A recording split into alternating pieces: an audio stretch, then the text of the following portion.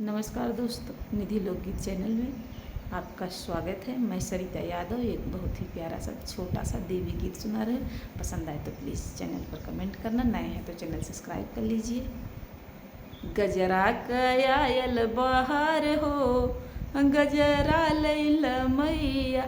गजरा कयायल बहार हो, गजरा लैल मैया, तोहरे दुआरे मैया मलिया खड़ा हो, तोहरे दुआरे मैया मलिया खड़ा हो, गजरा कयायल बहार बा, गजरा लैल मैया, गजरा कयायल बहार हो, गजरा लैल मैया, तोहरे दुआर जननी कहरा खड़ा हो,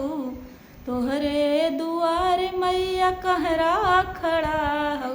धरिया कयायल बहार हो, धरिया लैल मैया, धरिया कयायल बहार हो, ओ धरिया लैल मैया, गजरा कयायल बहार हो, गजरा लैल मैया, गजरा कयायल बहार हो, गजरा लैल मैया, तोहरे दुआरे मैया बजजवा खड़ा हो, तोहरे दुआरे माई बजजवा खड़ा हो, चुनरी कयायल बहार हो, चुनरी लैल मैया, चुनरी कयायल बहार हो, चुनरी लैल मैया, गजरा कयायल बहार हो, गजरा लैल मैया, तोहरे दुआरे माई हलवैया खड़ा हो, तोहरे दुआरे माई हलवैया खड़ा हो, बतासा कयायल बहार हो, बतासा कयायल बहार हो, बतासा लैल मैया,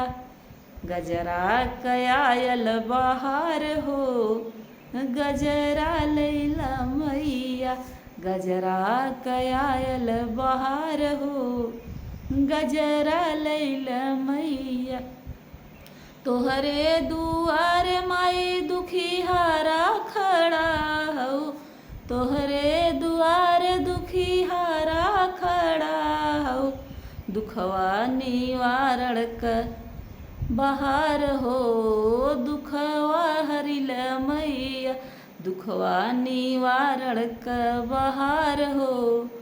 दुखवा हरिल मैया, गजरा कयायल बहार हो, गजरा लैल मैया, गजरा कयायल बहार हो, गजरा लैल मैया।